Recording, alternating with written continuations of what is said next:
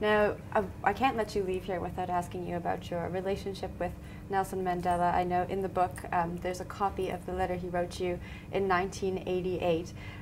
Why don't you just introduce us to the relationship you shared with him, starting from that letter?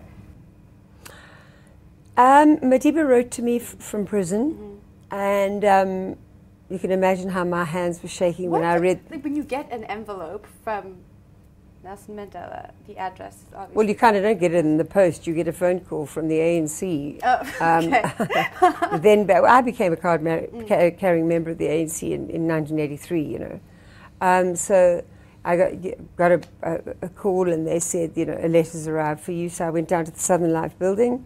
Ishmael Ayub was there at the time, and I opened this letter, and it was a beautifully written letter, which he'd written, "Dear Penelope," and he'd signed himself Uncle Nelson. And when I met him later, I said, how come, you know, what made you do it that way? And he said, no, because I didn't want to implicate you in any way, because it was censored and read by the guards and all of that kind of thing.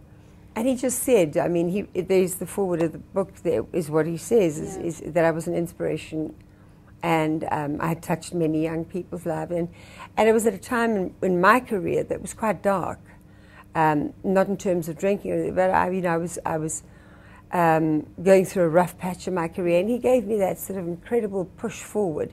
Madiba's always looked out for me, you know, somewhere, somehow, like, you know, he insisted that I do the Rugby World Cup song in '95.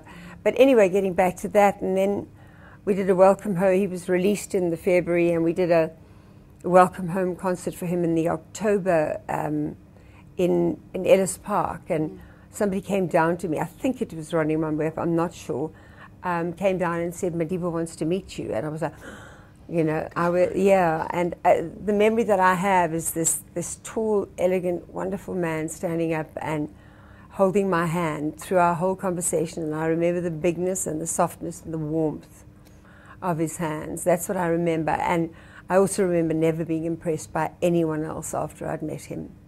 Wow. And then we shared many, many conversations, some of them very, very funny, some of them serious, all, of course, ending in wisdom. And I sang at most of his birthdays. My birthday is the 16th of July, and his is the 18th. So I'll never forget on one of his birthdays saying, are you aware of the fact that I'm always rehearsing for your birthday on my birthday? You know, and he just smiled.